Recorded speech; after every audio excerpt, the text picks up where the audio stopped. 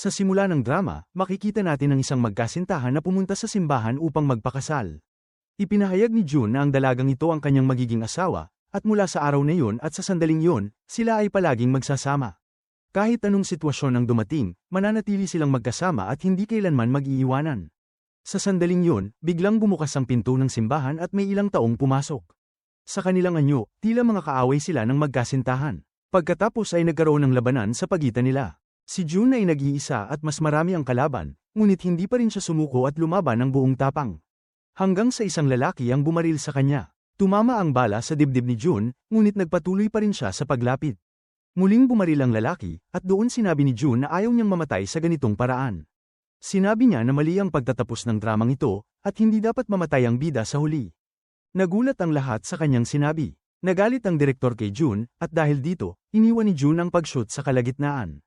Labis namang nagalit ang manager ni June at sinabi sa direktor na palagi siyang ganoon, ginagawa ang anumang gusto niya, at hindi niya alam kung ano ang iniisip ni June tungkol sa sarili niya. Pagkatapos nito, pumunta si June sa ospital at nakipagkita sa doktor. Tinanong niya kung totoo bang isang taon na lamang ang natitira sa kanyang buhay, at kung anong uri ng sakit iyon na kahit ang makabagong medisina ay hindi kayang gamutin. Sinabi ni June na maayos naman siyang kumakain at natutulog, at tanging pananakit lang ng ulo ang kanyang nararamdaman. Muling nagtanong si June kung nagsasabi ba ng totoo ang doktor. Sumagot ang doktor na kung hindi siya nagtitiwala, maaari siyang magpatingin sa ibang doktor. Nalungkot si June sa narinig. Habang papalabas siya, tumawag ang direktor at sinabing pumayag na lang siya ngayong pagkakataon na gawin ang eksenang kamatayan. Nangako ang direktor na sa susunod na drama, magiging masaya ang pagtatapos nito. Habang iniisip ni June ang tungkol sa kanyang nalalapit na kamatayan, napaluha siya. Samantala, makikita si Noel na palihim na nagre-record ng isang tao. Bigla siyang tinamaan sa ulo mula sa likuran at nawalan ng malay.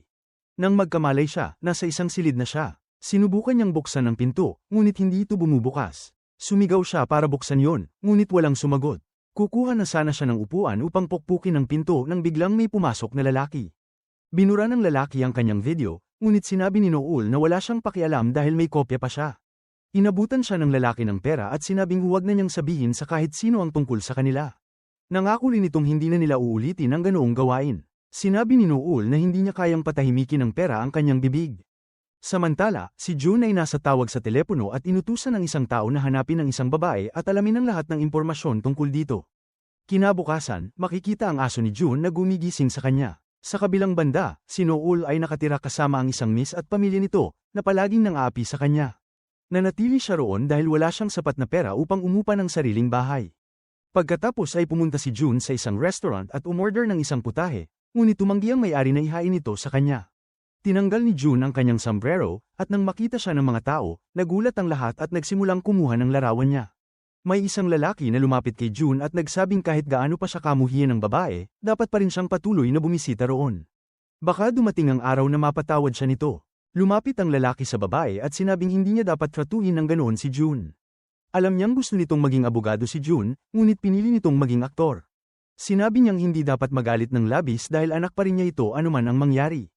Habang mag-isa si June, naisip niyang sabihin sa kanyang ina ang totoo na malapit na siyang mamatay. Dumating ang kanyang manager at inalok siyang gumawa ng isang dokumentaryo, ngunit sinabi ni June na wala siyang ganang gawin yon.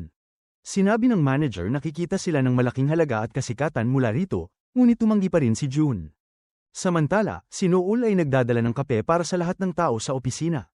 Sinubukan niyang pagsikapan ng husto na magustuhan ng kanyang boss ang proyekto, ngunit hindi nasiyahan ng boss sa kanyang trabaho at sinabi sa kanya na umalis. Sa susunod na tagpo, nasa bar si Noel at matapos uminom ay nagsimulang sumigaw ng malakas na nais niyang mamatay. Nandoon din ang producer na huhugutan ng dokumentaryo ni June at nagsimulang sumigaw din na gusto niyang mamatay. Nadinig ni Noel ang pag-uusap nila at nagmungkahi na baka siya ang makakumbinsi kay June na gawin ang dokumentaryo. Tinanong sila kung kilala niya si June at sinabi ni Noel na huwag nang pagtalunan yun at itanong na lang kung bibigyan siya ng trabaho sa kanilang production house kung makukumbinsi niya si June. Pumayag ang producer at nangakong garantisadong may trabaho siya kung makukumbinsi niya si June. Pagkatapos nito, pumunta si Noel sa bahay ni June upang makipagkita. Nakita siya ni June at pinakiusapan niyang buksan ang pintuan, ngunit hindi ito bamuka. Nakakuha ng tawag si Noel kaya gumawa siya ng snowman at inilagay ang isang liham rito na nagsasaad na babalik siya at umalis. Kinabukasan, habang aalis si June gamit ang kanyang kotse, sumakay si Noel nang hindi humihingi ng pahintulot. Sinabihan siya ni June na bumaba, ngunit hindi siya umalis kaya mabilis na pinatakbo ni June ang kotse.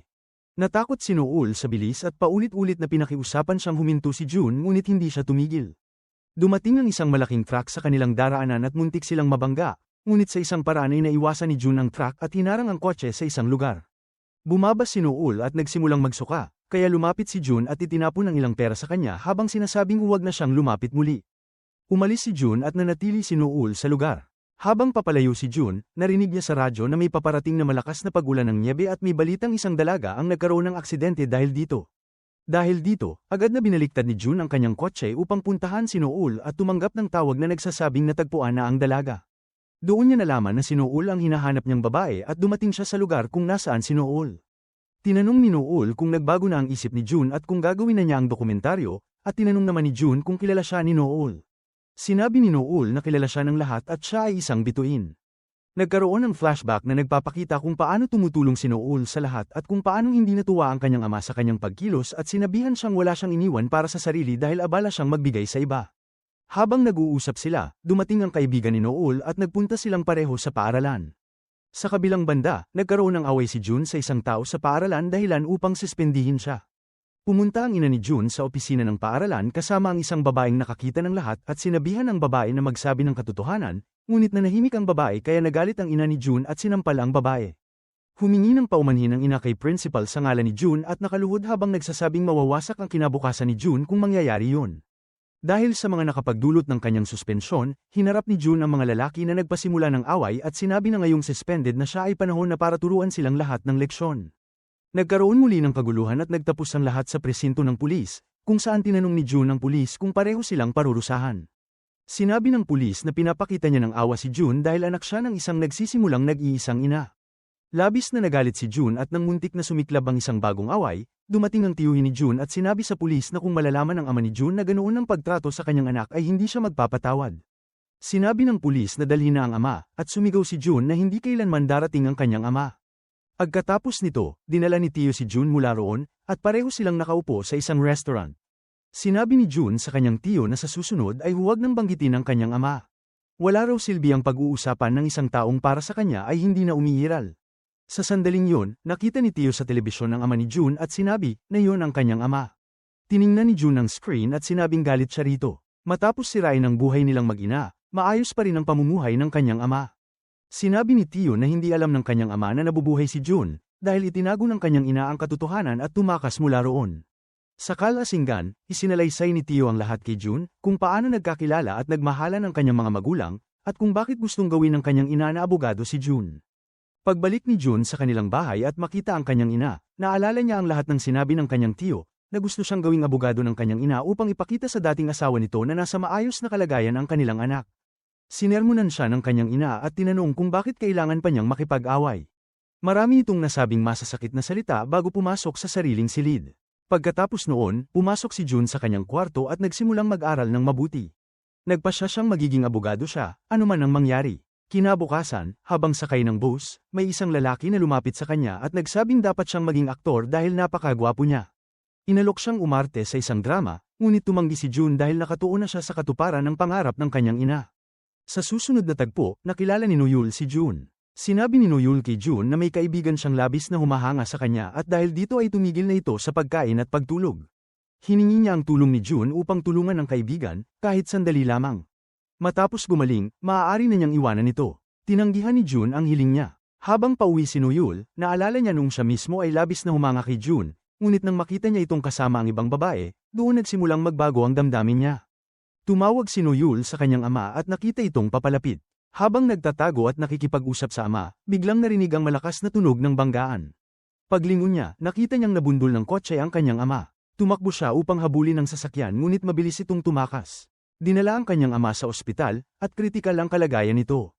Pagkatapos nito, pumunta si Noel sa himpilan ng pulis, kung saan sinabi ng pulis na umamin na ang taong nakabangga sa kanyang ama. Nang makita niya ito, mariin niyang itinanggi at sinabi na babae ang nagmamaneho ng isang sports car. Sinabi pa niya ang numero ng plaka. Samantala, nagkita si June at ang kanyang ama at tinulungan niya ito nang hindi sinasabi ang kanyang tunay na pagkakakilanlan. Lubos na humanga ang kanyang ama kay June. Sa kanilang pag-uusap, sinabi ni June na nais din niyang maging abogado kagaya nito. Bago umalis, sinabi ng kanyang ama na balang araw ay magiging mahusay siyang abogado. Pagkaraan, nagkita si Noyul at ang ama ni Jun na si Choi. Sinabi ni Noyul na alam niyang isang makapangyarihang tao ang responsable sa aksidente ng kanyang ama at na si Choi ang nagtatakip dito, pinipilit ang ibang tao na akuin ang kasalanan. Nang marinig ito, nagalit si Choi at pinaalis siya. Paglabas ni Noyul, nakita niya si Jun na masaya. Sinabi niya kung paano nito nagagawang maging masaya habang may taong nasasaktan. Ang tinutukoy niya ay ang kanyang kaibigan. Dahil dito, itinulak siya ni Jun at natambe siya. Pagkatapos, muling nagkita sina Jun at Noyul sa bus. Umupo si Jun sa tabi niya at sinabing dapat patuloy siyang galitin upang manatili siyang masigasig sa pag-aaral. Mula ngayon, iyon na raw ang kanyang tungkulin, at kung hindi niya ito gagawin, siya mismo ang mga asar sa kanya. Pagkatapos nito, nagsimulang magpaskil si Noyul ng mga poster at mamahaji ng polyeto tungkol sa aksidente ng kanyang ama. Kinabukasan, sa harap ng lahat ng mga dalaga, ipinahayag ni Jun ang kanyang pag-ibig kay Noyul. Nagulat ang lahat, at bago pa man makapagsalita si Noyul, tinakpan ni Jun ang kanyang bibig. Makalipas ang ilang sandali, nasa ospital si Noyul at ang kanyang kapatid na lalaki kasama ang kanilang ama. Habang nag-uusap silang magkapatid, biglang bumagal ang tibok ng puso ng kanilang ama. Tumakbo si Noyul upang tawagin ang mga doktor. Dumating ang mga ito at matapos suriin, sinabi nilang pumanaw na ang kanilang ama. Labis silang umiyak, dahil dito, hindi na pumasok si Noyul sa paaralan ng maraming araw, kaya labis na nag-alala si Jun. Nang malaman ni Jun na pumanaw na ang ama ni Noyul, sinimulan niyang hanapin ito. Pumunta pa siya sa burol ng ama ni Noyul ngunit hindi niya ito nakita roon. Lumipas ang maraming panahon at naging maayos na rin ang pag-aaral ni Jun. Isang araw, tumawag si Noyul at sinabi sa kanya na may isang matandang miss na nagsabi na dumalo siya sa libing ng kanyang ama. Pagkatapos niyang sabihin yon, ibinaba ni Noyul ang tawag. Pagkaraan nito, bumalik tayo sa kasalukuyan kung saan tinanong ni Noyul si Jun kung nagbago na ang isip nito at kung gagawin na niya ang dokumentaryo. Tinanong siya ni Jun kung hindi pa rin siya nakakakilala sa kanya. Sumagot si Noyul na kilala niya ito, at kung sasabihin niyang gawin ang dokumentaryo, hindi pa rin naman ito papayag, tama ba? Pagkasabi niya nito, nagsimulang umalis si Noyul, ngunit ilang hakbang pa lamang ay bigla siyang nahimatay. Lumapit si Jun at sinubukang gisingin siya, ngunit hindi siya tumugon. Nang magkamalay si Noyul, nasa ospital na siya, at naroon sa harapan niya ang manager ni Jun. Tinanong niya kung sino ito, at sinagot siyang siya ang manager ni Jun. Tinanong ni Noyul kung nasaan si Jun, at sinabi ng manager na kailangan itong dumalo sa isang party kaya umalis ito. Samantala, habang nasa party si Jun, hindi pa rin maalis sa kanyang isipan si Noyul. Sa kabilang banda, si Noyul ay lalabas na sana ng ospital, ngunit pinigilan siya ng manager at sinabihang huwag munang umuwi dahil hindi pa lubos na magaling ang kanyang kalagayan. Hindi siya nakinig, kaya sinamahan siya ng manager pauwi. Pagdating nila sa bahay, nakita ni Noyul na may mga taong kinukuha ang kanyang mga gamit dahil hindi pa niya nababayaran ang utang. Sinubukan niyang pigilan ng mga ito, ngunit sinabi ng mga tao na kung wala siyang kakayahang magbayad, hindi sana siya umutang. Nakatayo lamang ang manager ni Jun at pinagmamasdan ang pangyayari. Samantala, naghihintay si Jun sa hagdanan ng bahay ng kanyang ina. Nang dumating ito, sinabi niya na may sakit siya. Sinagot siya ng babae na hindi niya ito anak, at na matagal nang namatay ang kanyang anak 5 taon na ang nakalipas. Habang nasa loob ng kotse kasama ang manager, tinanong ng manager si Jun kung inaakala ba nitong makakalimot ang kanyang ina sa lahat ng nangyari at yayakapin siya muli. Sinabi niyang wala ring silbi ang patuloy na pagpunta roon. Sa gitna ng kanilang usapan, binanggit ng manager ang tungkol kay Noyul at kung gaano kahirap ang buhay nito. Sinabi ng manager na noong una, hindi niya gusto ang dalaga, ngunit nang malaman niya ang pinagdaanan nito, napagtanto niyang lubhang mahirap ang buhay ni Noyul. Tahimik lamang na nakikinig si Jun, hanggang sa bigla niyang sinabi na ihinto ang kotse. Akala ng manager na ayaw na niyang pag-usapan ng dalaga, ngunit pinahinto pa rin ni Jun ang sasakyan, pinababa ang manager, at siya mismo ang nagmaneho. Habang nagmamaneho, inaalala niya ang mga sinabi ng manager at inisip na baka magpakamatay si Noyul dahil sa mga suliranin nito. Sinimulan niyang hanapin ang dalaga sa mga tulay. Sa mga sandaling yon, umaakyat si Noyul sa isang tulay nang biglang may humila sa kanya mula sa likuran. Ipinakita pagkatapos ang isang alaala kung saan sinusulatan ni Noyul ng masasamang salita ang poster ng ama ni Jun. Pagkatapos nito, nagkita sila ni Jun, at dinala siya ni Jun sa hapunan. Sinubukan ni Noyul na tumakas sa pamamagitan ng pagkunwaring pupunta sa banyo, ngunit nahuli siya ni Jun. Sinabi ni Noyul na alam niyang maraming babae ang nahuhumaling kay Jun, kaya gusto nitong gawin siyang kasintahan upang makaiwas sa iba. Pagkaraan nito, kinausap ni Jun ang kaibigan ni Noyul at tinanong ang tungkol sa kanya. Ibinunyag ng kaibigan ng lahat ng nalalaman tungkol kay Noyul. Samantala, ipinakita ang ama ni Jun na patuloy ang pagunlad, kasama ang tulong ng ama ng babaeng sangkot sa aksidente ng ama ni Noyul. Makikita rin ang kasalukuyang pamilya ni Choi, ang kanyang asawa, isang anak na lalaki, at isang anak na babae. Ang anak na lalaki ay si Tai, na alam ang katotohanang niloko ng kanyang ama si Noyul. Dahil dito, may sympathy siya para kay Noyul at nais niya itong tulungan sa abot ng kanyang makakaya. Kinabukasan, may isang dalagang nagsabing gusto niya si Jun. Dahil dito, tinawagan ni Jun si Noyul at ipinatawag siya. Pagdating ni Noyul, sinabi niya sa dalaga na si Jun ay kasintahan niya at may relasyon silang dalawa. Hindi gusto ni Noyul si Jun, ngunit ginagawa niya ito dahil sa pera. Simula nang pumanaw ang kanyang ama, labis siyang nahirapan sa pananalapi. Kaya maging nang ay patong ni Jun ang ulo nito sa kanyang kondongan, tinanggap pa rin ni Noyul ang bayad para roon. Habang natutulog si Jun, iginuhit ni Noyul ang isang karton sa mukha niya. Nang magising si Jun at makita yon, natawa siya. Natawa rin ng malakas si Noyul, ngunit bigla itong napaiyak. Tinitigan siya ni Jun at naisip sa sarili na aalagaan niya si Noyul pati na rin ang kapatid nito. Pagkatapos nito, pumunta si Jun sa restaurant ng kanyang ina at nakita niyang naroon ang kanyang ama kasama ang mga kaibigang politiko, nagkakaroon ng hapunan. Nagtago ang ina ni Jun sa kusina dahil ayaw niyang makita siya ng ama. Doon ay biglang lumala ang kalagayan ng kanyang ina. Sinabi ni Jun sa kanya na umuwi na, ngunit tumanggi ito dahil baka makita siya ng ama. Kaya palihim na inilabas ni Jun ang kanyang ina at binuhat ito papunta sa ospital. Samantala, nangangalap si Noyul ng ebidensya laban sa ama ni Jun. Nahanap niya ang numero nito at tinawagan, sinasabing hawak niya ang video kung saan nakipagkita ito sa isang babae. Sinabi pa niya na malulungkot ang tapat nitong asawa kapag nalaman na tumatanggap siya ng pera para manalo sa mga kaso. Narinig ni Jun ang lahat habang nasa labas at sinundan niya si Noyul. Habang naghihintay si Noyul ng taxi, dumating si Jun sakay ng motorsiklo, inagaw ang kanyang bag, at tumakbo. Sinundan siya ni Noyul at nabangga siya ng isang kotse. Huminto si Jun, lumingon, at nakita si Noyul na nakahandusay. Ipinakita pagkatapos na nasa ospital na si Noyul. Dumating din ang kanyang kapatid at kaibigan. Labis siyang umiyak. Nasa isang tabi si Jun, taimtim na nagdarasal para sa kaligtasan ni Noyul at pinagsisisihan ang kanyang pagkakamali. Bumalik ang kwento sa kasalukuyan, kung saan sinundan ni Jun si Noyul at sinabi rito na pinagtatawanan na lamang nito ang buhay sa pamamagitan ng pagnanais na mamatay. Tinanong niya kung ganoon na lamang kadali ang mamatay, at pagkatapos ay sinabi niyang gagawin na niya ang dokumentaryo. Muling bumalik ang kwento sa nakaraan, kung saan nailigtas ng doktor si Noyul. Laking ginhawa ni na Jun at ng kanyang ampun na kapatid na si Tai nang marinig ito. Pagkaraan nito, pinarusahan ni Jun ang sarili at tumigil sa pag-aaral ng abogasya. Tinanong siya ng teacher kung bakit, at sinabi ni Jun na kung ang taong katulad niya ay magiging abogado, masama ito para sa bansa. Pagbalik ng kwento sa kasalukuyan, binigyan ng magandang makeover si Noyul ng kanyang kaibigan. Hindi gusto ni Noyul ang ginagawa nila, ngunit ipinagpatuloy pa rin ito ng kanyang mga kaibigan. Habang nag-aayos si Jun, dumating ang kanyang manager at sinabing magmadali dahil may ipapakita ito. Sumama si Jun at nakita si Noyul na nakatayo sa harap ng kamera. Biro ng manager, tignan daw kung paano nag-ayos si Noyul para magmukhang maganda sa shoot. Bago pa mapatay ang kamera, pinapante ni Jun ang manager sa ibang gawain. Pag-alis ng manager, tinitigan ni Jun si Noyul. Dumating ang kaibigan ni Noyul at inayos ang kanyang makeup. Habang nag-uusap sila, sinabi ni Noyul na sino raw ang nagsabing mamamatay siya. Sinabi niyang hindi siya maaaring mamatay dahil may kapatid siyang kailangang alagaan. Narinig ito ni Jun at nagalit. Pagkatapos nito, matagal na tumayo si Noyul sa harap ng pinto ngunit walang nagbukas. Ilang sandali pa, binuksan ito ni Jun. Nagbatian silang dalawa. Sinabi ni Noyul na hindi pa dumarating ang mga kasapi ng crew. Sinabi ni Jun na siya ang nagsabing huwag na silang pumunta dahil ayaw na niyang gawin ang dokumentaryo. Sagot ni Noyul, kahapon ay pumayag naman siya. Sinabi ni Jun na inakala niyang mamamatay siya kahapon kaya siya pumayag. Sagot ni Noyul, nagkakamali siya ng akala. Sinabi ni Jun na dapat ay nilinaw na niya yun kahapon pa.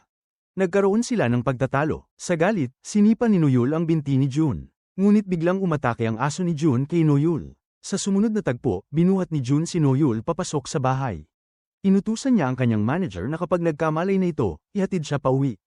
Habang papalabas si Jun, tinawag siya ng manager at sinabing may kakaiba. Tumawag sila ng doktor. Sinuri ng doktor si Noyul at ipinaliwanag na may allergy ito sa aso, dahilan kung bakit ito nawala ng malay at tumaas ang presyon ng dugo. Pagkatapos nito, itinali ni Jun ang kanyang aso sa labas at nagpasalamat dito sa pagsagip sa kanya. Ngunit sinabi rin niya rito na huwag nang ulitin yun kay Noyul. Maya-maya, tumunog ang telepono ni Noyul. Tiningnan ito ni Jun at nakita niyang nakasulat sa screen ang salitang, husband. Pagkatapos mag-isip sandali, ibinaba ni Jun ang telepono. Sa kabilang banda, tinatawagan ni Tai, ang ampun na kapatid ni Jun, si Noyul. Ipinakita niya sa kapatid ni Noyul ang isang bahay at sinabi, mula ngayon, dito na kayo titira ni Noyul. Sinabi ng kapatid ni Noyul na hindi nila kayang bayaran ang upa sa bahay na yon. Sagot ni Tai, narito naman ako, hindi ninyo kailangang magbayad ng upa. Sumagot ang kapatid ni Noyul na hindi papayag ang kanyang ate. Kakayanin daw nila kahit papaano, gaya ng dati nilang ginagawa.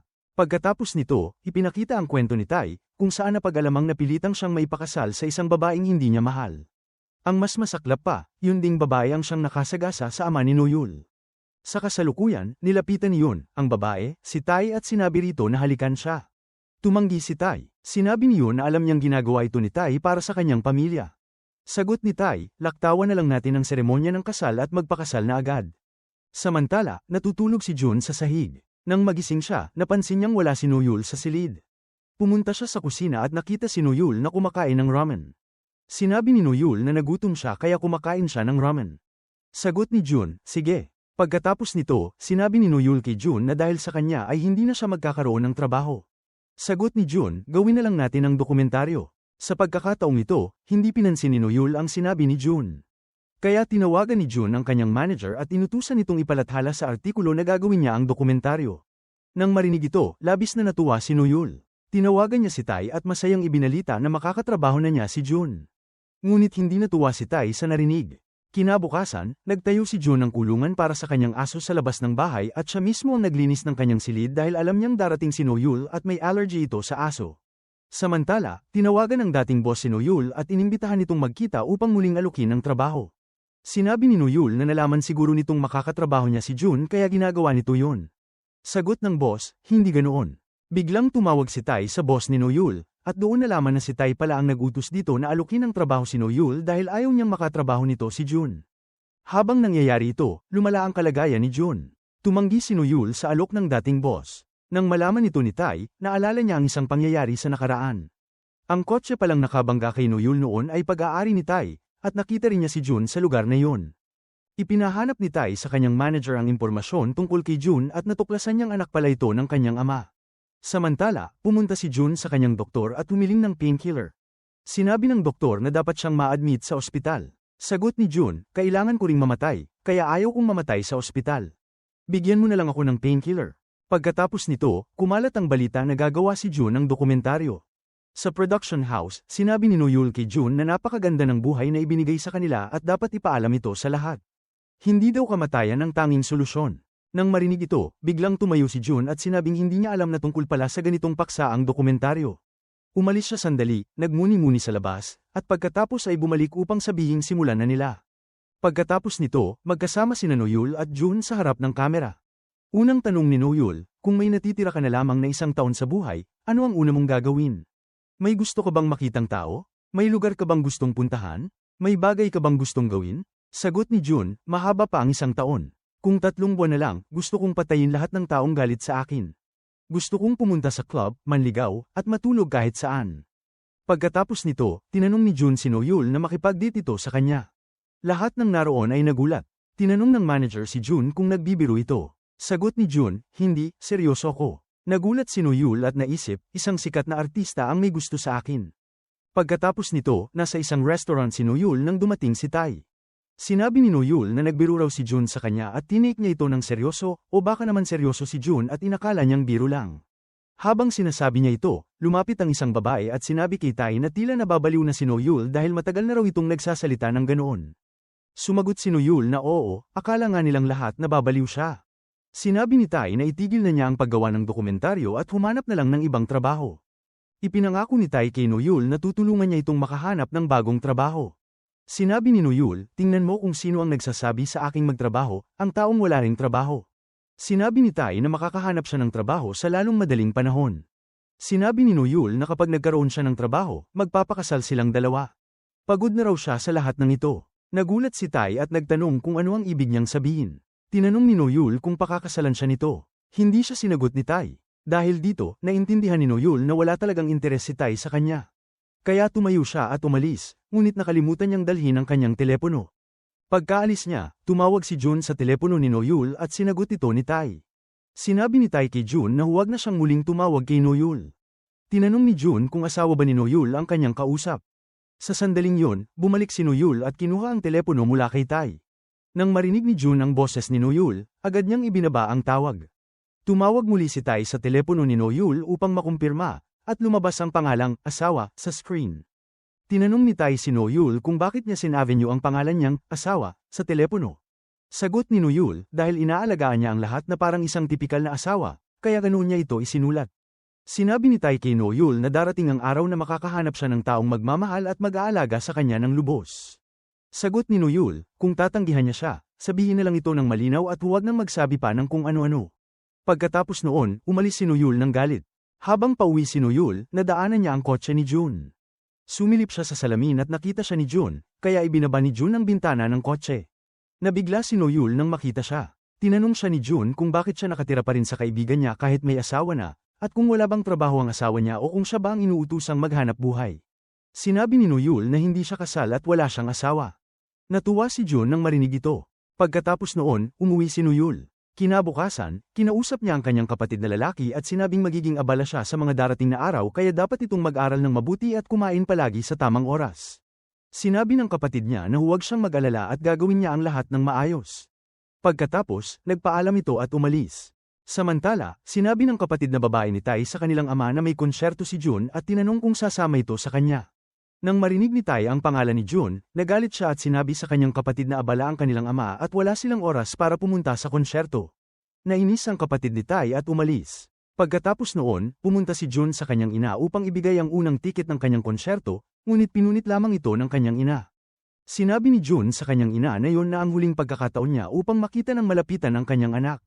Sumagot ang ina at sinabing mabuti yon. Sinabi ni Jun sa kanyang ina na kahit hindi siya dumalo, nakalaan pa rin ang kanyang upuan.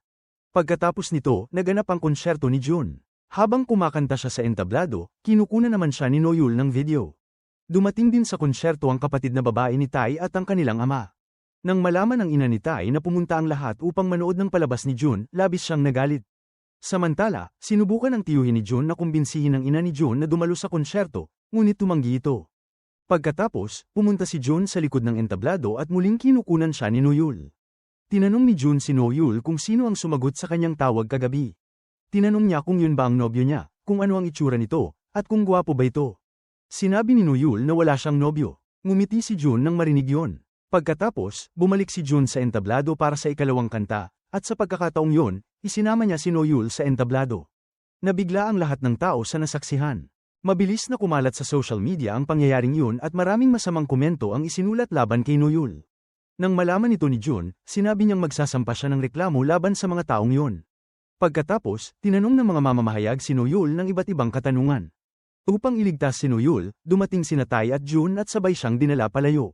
Sinabi ni Jun kay Tai na kilala siya ng buong mundo, ngunit tinanong niya si Tai kung kaya ba nitong ipakita ang tunay niyang pagkakakilanlan sa harap ng lahat. Dumating ang media at itinago ni Tai ang kanyang mukha habang si Jun naman ang nagdala kay Noyul sa harap ng mga tao. Pagkatapos nito, kinausap ni Tai ang kanyang ama at sinabi na may dalawang magkapatid na umibig sa isang babae, ngunit hindi maganda ang naging relasyon ng kanilang ama sa babaeng yun. Sinabi ng ama ni Tai na parang isang perpektong kwento yun para sa isang drama. Samantala, nasa kotse ni Jun si Noyul at sinabi niyang pagod na siya sa lahat at gusto na niyang mamatay. Sinindihan ni Jun ang makina ng kotse at sinabing sabay na silang mamatay. Sinabi ni Noyul na biro lamang yun, at pagkatapos ay bumaba siya ng kotse upang bumili ng inumin. Pagkatapos, naupo si Noyul sa isang lugar at uminom ng marami habang nakatayo si Jun sa tabi niya.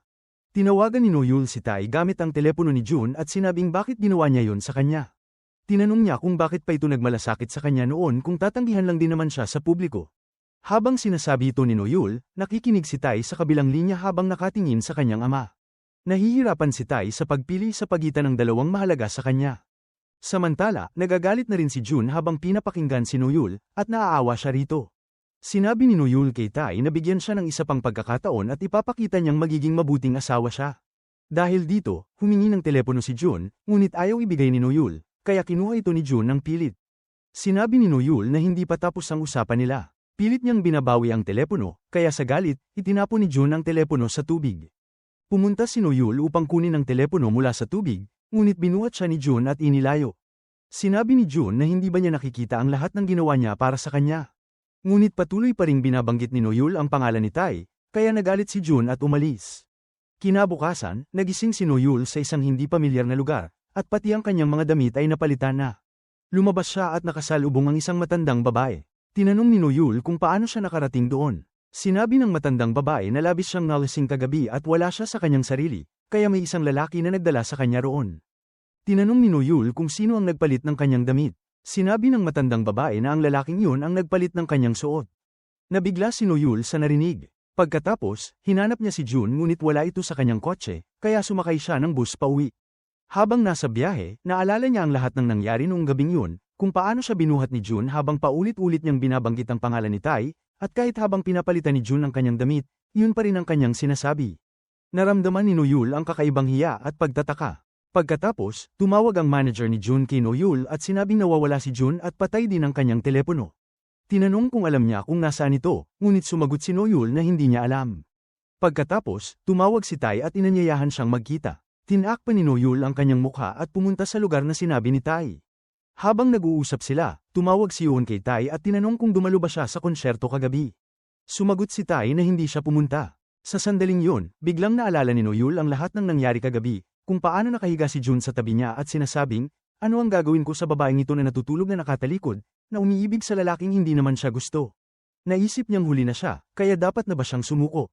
Pagkatapos nito, iniwan ni Noyul si Tai at agad na pumunta sa lugar kung saan maaaring naroon si June. Doon, nakasalubong niya ang manager ni June na naghahanap din dito. Sinabi ng manager kay Noyul na tinanggihan niya si June, kaya nagalit ito at umalis. Pagkatapos, pumunta si Noyul sa bahay ng matandang babae. Doon niya nakita ang isang pintura at tinanong kung saan yon. Sinabi ng matandang babae na malapit lamang ang lugar na yon. Pumunta si Noyul sa pantalan upang makapunta roon, ngunit sarado ito. Kinabukasan, pumunta si Noyul sa lugar na yon sakay ng bangka at sa wakas ay nakita niya si June. Sinabi niya kay June, lahat ng tao roon ay nag-aalala sa iyo. Hindi mo man lang ba sila nasabihan bago ka umalis? Sobrang nag-alala ko sa iyo. Tahimik lamang si June at nagsimulang umalis. Lumapit si Noyul sa harap niya at sinabing, ang layo ng pinanggalingan ko para lang hanapin ka, tapos aalis ka na lang nang walang kahit anong salita. Sagot ni June, umalis ka. Ngunit hindi siya sumunod. Paulit-ulit niyang sinusubukang kausapin si June at tinanong, ano bang ginawa ko nung nalasing ako nung isang gabi? Ngunit hindi siya sinagot ni June. Habang nagsasalita pa rin si Noyul, tumawag si Tae. Sinabi niya rito, tatawagan na lang kita mamaya. Narinig ni June ang usapan nilang yon. Pagkatapos, magkasama silang sumakay sa bangka. Kahit doon, patuloy pa rin si Noyul sa pangungumbinsi kay June, ngunit nanatili itong tahimik at malamig. Pagkababa nila ng bangka, dumiretso si June sa kanyang kotse at umupo. Sumunod si Noyul at pumasok din sa loob. Sinabi ni June, bumaba ka. Ngunit hindi siya bumaba, kaya lumabas si June, kumuha ng taxi, at umalis, habang naiwan si Noyul na nakatayo roon. Maya-maya, tinawagan ni Noyul ang manager ni June at sumama rito. Sa kabilang banda, hiniram ni June ang telepono ng taxi driver at tinawagan ang kanyang ina. Sinabi niya, alam kong nag-aalala ka sa akin. Sagot ng ina, hindi ako nag-aalala sa iyo, sabay baba ng tawag. Kinuha ni Uncle ang telepono at muling tinawagan si June. Pinagsabihan siya ng ina ni June na huwag sagutin, ngunit lumabas si Uncle at tinanong si June, sino yung babae na yon? Parang hinahabol lang niya ang pera mo. Sagot ni June, walang ganon. Kinuha ulit ng kanyang ina ang telepono at tinanong, kung wala, ano siya sa iyo? Sagot ni June, gusto ko siya. Gustong-gusto ko siya. Samantala, sinabi ng manager ni June kay Noyul, sa tingin ko gusto ka ni June. Pati aso niya, pinatulog niya sa labas para lang sa'yo. Nabigla si Noyul sa narinig. Pag-uwi ni June, marami ng media sa labas ng bahay niya. Pumasok siya sa likod na pinto at unang nilapitan ang kanyang aso. Ngunit biglang sumama ulit ang kanyang pakiramdam kaya hirap siyang umakyat sa silid at uminom ng gamot. Sa kabilang banda, dinala ng sekretarya ni Tae ang balita ng karamdaman ni June sa ina ni Tae. Tinanong ng miss kung nasabi na ba ni June sa media o sa ina niya ang tungkol dito. Sagot ng sekretarya, hindi po. Hindi niya sinabi kahit kanino. Kaunti na lang ang oras niya. Pagkatapos, nang bahagyang gumaling si June, lumabas siya ng silid at nakita si Noyul sa kusina, nagluluto para sa kanya. Aksidenteng nasugatan ang kamay ni Noyul kaya hinugasan yun ni June. Sinabi ni Noyul, sinabi ng manager mo na dumaan ako sa likod na pinto. Sa susunod na eksena, pumunta si Tae upang makipagkita kay Yoon. Tinanong siya nito tungkol kay Noyul. Ikinwento ni Tae ang lahat, kaya tinanong ni Yoon, ano ba talaga kayo? Gusto mo ba siya? Diretsong sagot ni Tae, oo. Dahil dito, binuhusan siya ni Yoon ng alak at iniwan. Samantala, pinatay ni June ang lahat ng ilaw sa bahay. Sinabi ni Noyul, narinig ko takot ka raw sa mga multo. Biniro siya ni June, may multo sa likod mo. Napaigtad si Noyul at umupo sa sofa sa takot. Natawa si June at binuksan ang mga ilaw.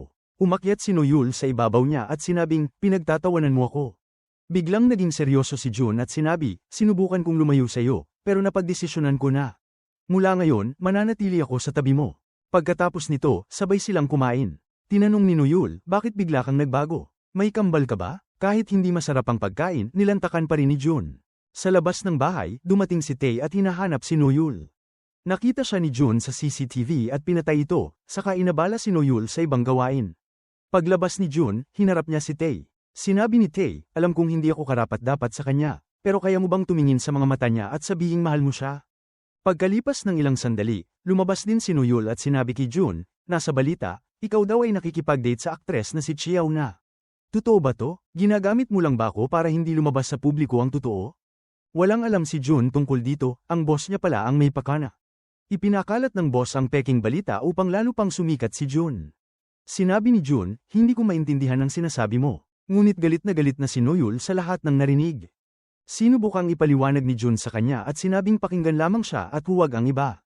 Galit na galit si Noyul at hindi pinakinggan ang anumang sinasabi ni Jun. Habang papalayo na si Noyul, hinawakan ni Jun ang kamay nito at sinabing mahal niya ito. Sinagot siya ni Noyul na alam niyang mahusay siyang artista kaya dapat na niyang itigil ang pag-arte. Sinabi rin ni Noyul na magkaibang mundo ang kinabibilangan nila at dapat ay hindi na sila lumapit pa sa isa't isa, ngunit siya ang naging hanggal na lumapit ng husto. Habang sinasabi ni Noyul ang lahat ng ito, biglang hinalikan siya ni Jun. Pagkatapos noon, tahimik na umalis si Noyul. Narinig din ni Tae ang kanilang pag-uusap habang nasa labas ito.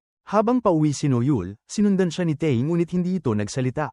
Kinaumagahan, lumabas sa telebisyon si Chao na nagsasalita tungkol sa relasyon nila ni Jun. Nang makita ito, nagalit ng husto ang kaibigan ni Noyul. Tinanong siya nito kung alam na ba niyang ginagamit lamang siya ni Jun. Malungkot na sinabi ni Noyul na hindi niya alam. Sa kabilang banda, pinapanood din ng grupo ni Jun ang naturang panayam. Sinabi ng boss ni Jun na lalo pang gumaling ang kanyang pag-arte.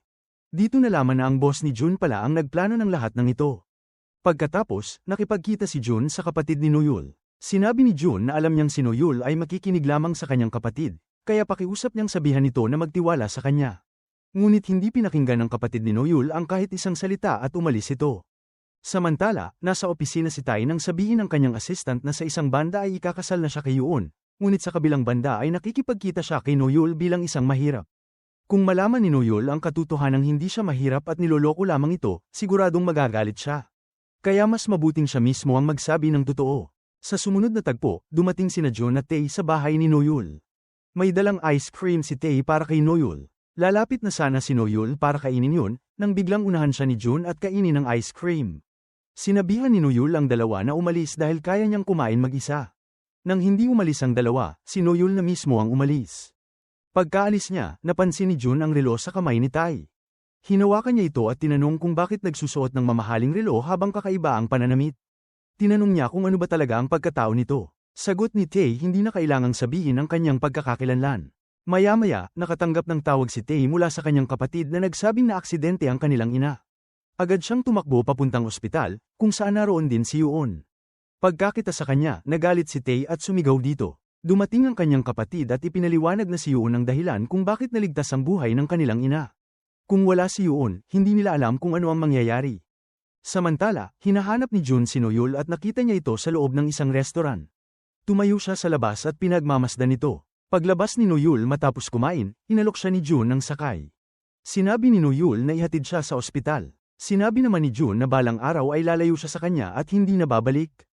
Dahil sa sobrang pagkain, sumakit ang tiyan ni Noyul kaya dinala siya ni Jun sa kanyang ina. Marami itong mga halamang gamot sa bahay. Pinakiusapan ni Jun ang kanyang ina na gamutin si Noyul at ginawa naman ito ng miss. Samantala, kinausap ng ina ni Tae ang doktor. Nakiusap siyang sabihan ng kanyang asawa na kailangan pa siyang oprahan pagkalipas ng ilang araw upang maalagan siya nito pansamantala. Sinunod naman ng doktor ang sinabi ng ina ni Tae at ganoon din ang sinabi sa kanyang ama. Habang nagaganap ito, nakatanggap ng mensahe si Tae mula kay Noyul na nagsasabing gusto nitong kumain ng pansit kasama siya. Pagkabasa ng mensahe, agad siyang umalis upang makipagkita kay Noyul. Ngunit habang papunta siya, tumawag ang kanyang ama kaya dumiretso muna siya roon. Samantala, naghihintay lamang si Noyul sa kanya. Sa kabilang banda, dumating ang boss at manager ni Jun upang humingi ng tawad. Lumuhad pa sila sa harap niya ngunit hindi ito nagpakita ng anumang reaksyon at umalis lamang. Nag-usap ang manager at boss at sinabing inakala nilang papatayin sila ni Jun. Habang nangyayari ito, patuloy pa ring naghihintay si Noyul kay Tae. Samantala, nakahiga si Jun sa kanyang kama nang makatanggap siya ng tawag mula kay Noyul. Humiling si Noyul na magkita sila, kaya agad na kinuha ni Jun ang kanyang sasakyan at nagtungo upang makipagkita sa kanya. Nakita niya si Noyul sa tapat mismo niya, ngunit biglang umikot ang kanyang paningin. Sa isip niya, sinabi niyang nagkakamali ang kanyang karamdaman kung iniisip nitong susuko siya at aatras dahil lamang dito.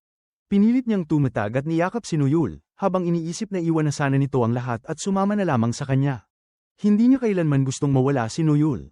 Ipinakita ang isang pagbabalik-tanaw nang minsang pumunta si Noyul sa ina ni Jun para magpagamot. Sa kanilang pag-uusap, sinabi ng ina ni Jun na matagal nang hinihintay ni Jun si Noyul sa loob ng maraming taon. Pagkaraan, naupo si Noyul sa isang lugar, inisip si Jun, at tumawag dito. Sinabi niyang napagpasyahan niyang bigyan si Jun ng isang pagkakataon. Sa kabilang banda, dumating si Tae sa parehong restoran na madalas puntahan ni Noyul. Nagbigay siya ng zekeng nagkakahalaga ng $100 sa may-ari at sinabing huwag tanggihan si Noyul sa kahit ano. Sinabi rin niyang hindi na niya ito muling makikita dahil lalayo na siya. Samantala, nagsisimula ng mangyari ang mga bagay na gusto ng ina ni Tae. Habang niyayakap ni Jun si Noyul, hirap na siyang tumayo dahil sa kanyang karamdaman. Tinanong siya ni Noyul kung ganoon na ba ang balak niyang gawin buong gabi. Ngumiti si Jun at sinabing hindi naman masamang ideya yon.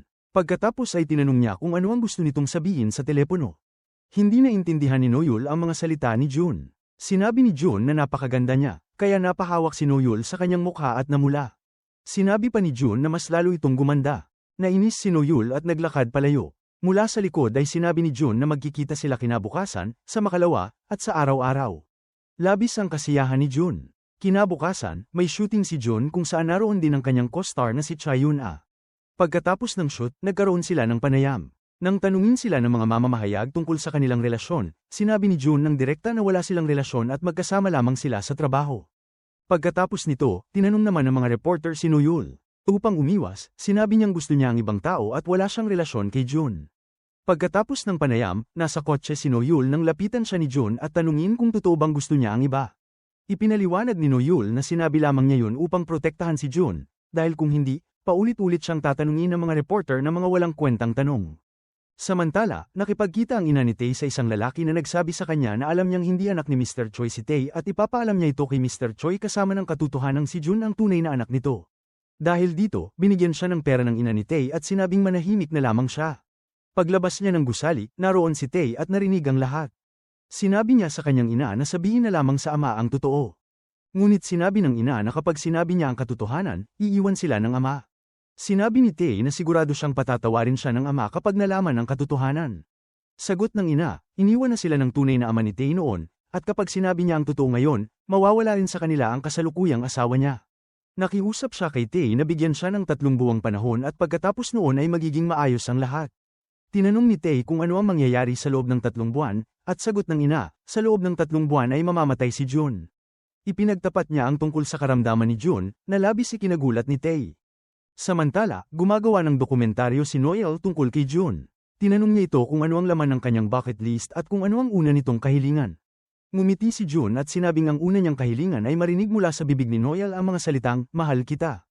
Pinatay ni Noel ang kamera at sinabing tigilan ang pagbibiro. Tinanong ni Jun kung hindi ba ito naghugas ng buhok, at paano raw ito nagpunta sa unang date nang hindi naghugas ng buhok sa harap ng lalaking gusto nito.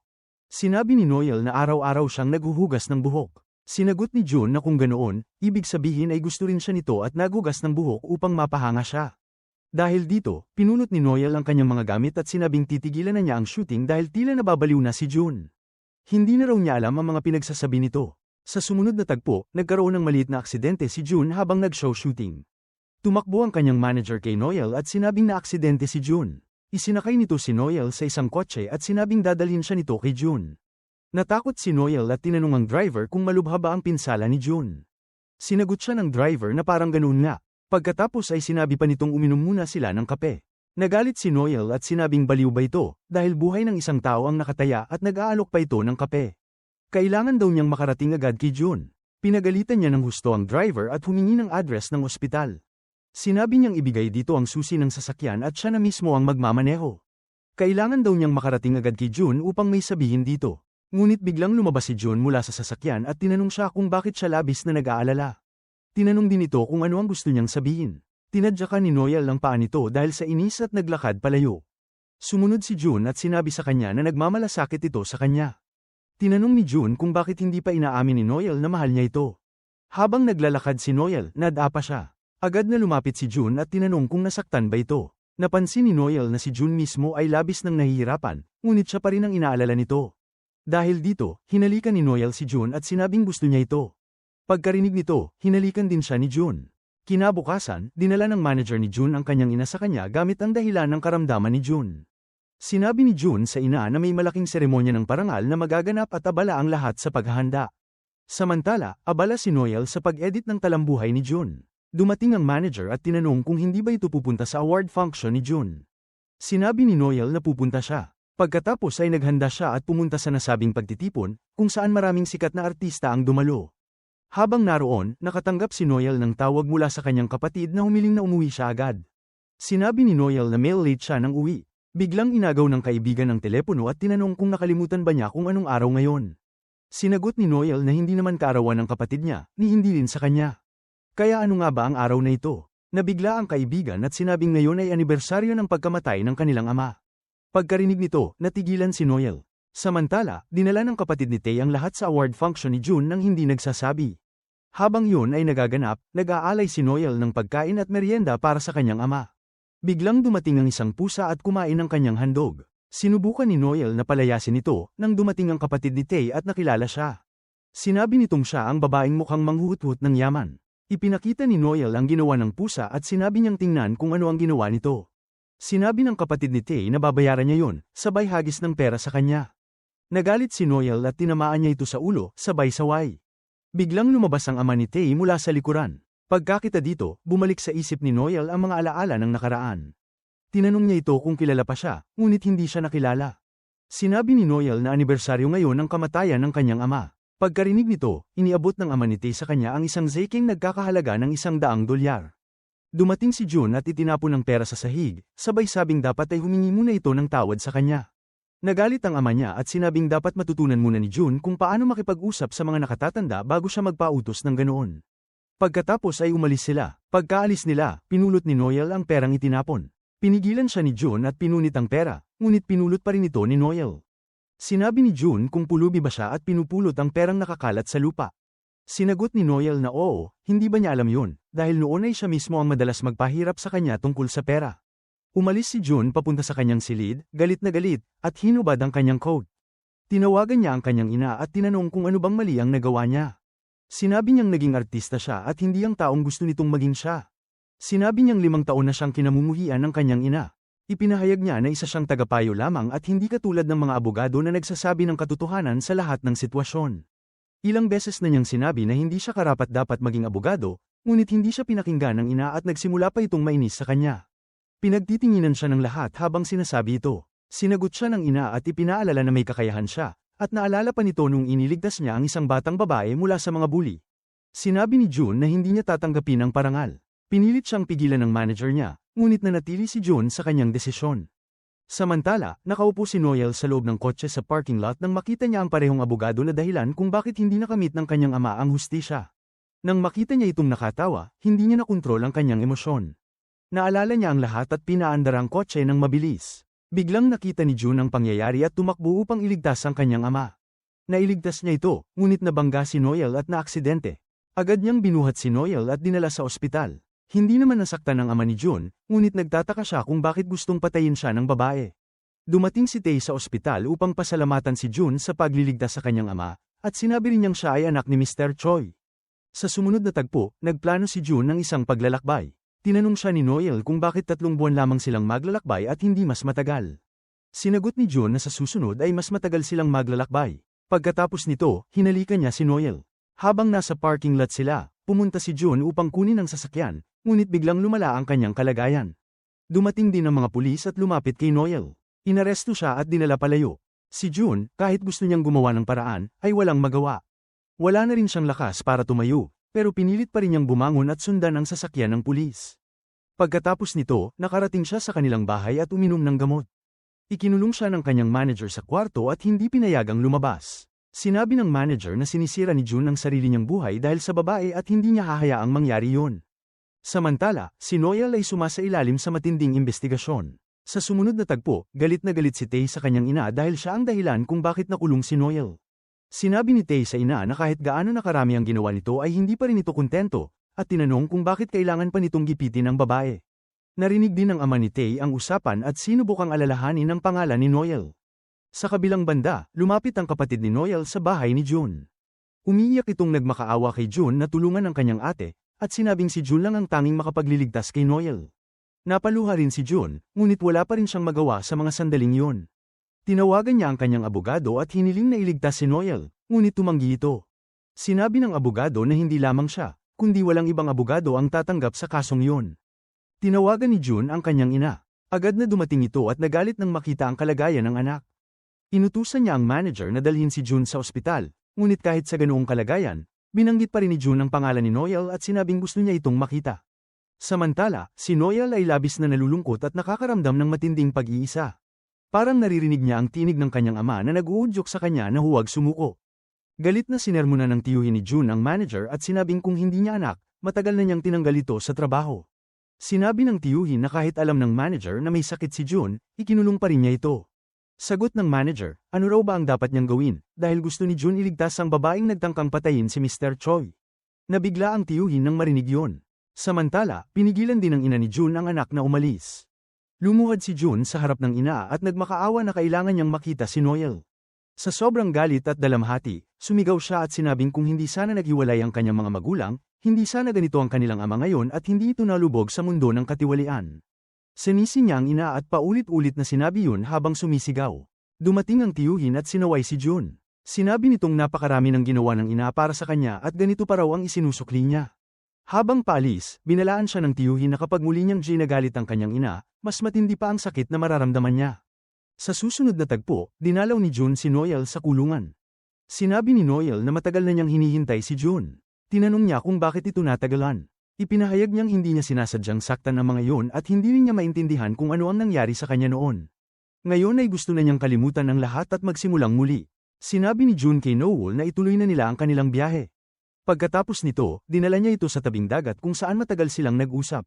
Nagyakapan sila habang tumutulo ang luha ni Noel, at kasabay nito, nagising siya sa katotohanang panaginip lamang yun at siya ay nasa loob pa rin ng kulungan. Kinabukasan, dumating ang kanyang kapatid at kaibigan upang dalawin siya. Nagbiro at tumawa ng marami si Noel sa harap nila upang hindi sila mag-alala, ngunit nang bumalik siya sa loob ng selda, muling bumalik ang lungkot sa kanyang mukha. Samantala, hindi rin maganda ang kalagayan ni Jun. Tumanggi pa siyang kumain. Sa kabilang banda, labis ding nag-aalala ang kanyang ina. Sa sumunod na tagpo, magkasama sina Tae at ang kanyang ama. Sinabi ni Tae sa ama na ilabas si Noel sa kulungan. Diretsahang tinanong siya ng ama kung gusto niya si Noel, at sumagot si Tae ng oo. Tinanong siya kung kailan pa, at sinabi ni Tae na simula ng tangkaing sirain ng kanyang mga magulang ang buhay ni Noel. Ipinaliwanag ng ama na hindi dapat siya naaawa ng labis sa kahit sino. Ngunit iginiit ni Tae na mali ang ginawa ng mga ito kay Noel. Sinabi ng ama na kung gusto niyang ipagsigawan sa buong mundo na mali ang ginawa ng kanyang mga magulang, gawin niya yun. Ngunit kung hindi niya kayang sabihin, manahimik na lamang siya. Sa kabilang banda, dinalaw ni Jun ang kanyang ina. Pinuri ng ina ang kanyang asawa, ngunit sinabi ni Jun na baka noong una ay mabuti ito, pero nagbago na siya sa paglipas ng panahon. Sinabi ni Jun na hindi na ito mabuting tao at niloko nito si Noel. Ang pumatay sa ama ni Noel, si Mr. Choi, ay tinulungan at iniligtas ng kanyang ama kapalit ng pera. Sinabi ng ina ni Jun na nababaliw na ito sa babae at wala nang ibang nakikita kundi si Noel. Sagot ni Jun, sa pagtatangkang iligtas ang ama, muntik na niyang mapatay si Noel. Pag-alis ng ina, naupo siya sa kotse at napaisip sa lahat ng sinabi ni Jun. Samantala, patuloy pa ring naghihintay si Noel kay Jun. Sa susunod na tagpo, dumating ang manager at binuksan ang pintuan ng kwarto ni Jun. Sinabi nitong malaya na siya mula ngayon. Pagkatapos noon, dumiretso si Jun upang harapin si Mr. Choi. Nabigla sina ina at kapatid ni Tae nang makita siya roon. Nag-usap sina Jun at Mr. Choi. Tinanong ni Choi kung dumating si Jun para kay Noel, at sumagot ito ng oo. Tinanong ni Choi kung gusto niyang bawiin niya ang kaso, at sumagot muli si Jun ng oo. Sinabi ng ama ni Jun na dahil iniligtas niya ang buhay nito, gagawin niya yun para sa kanya.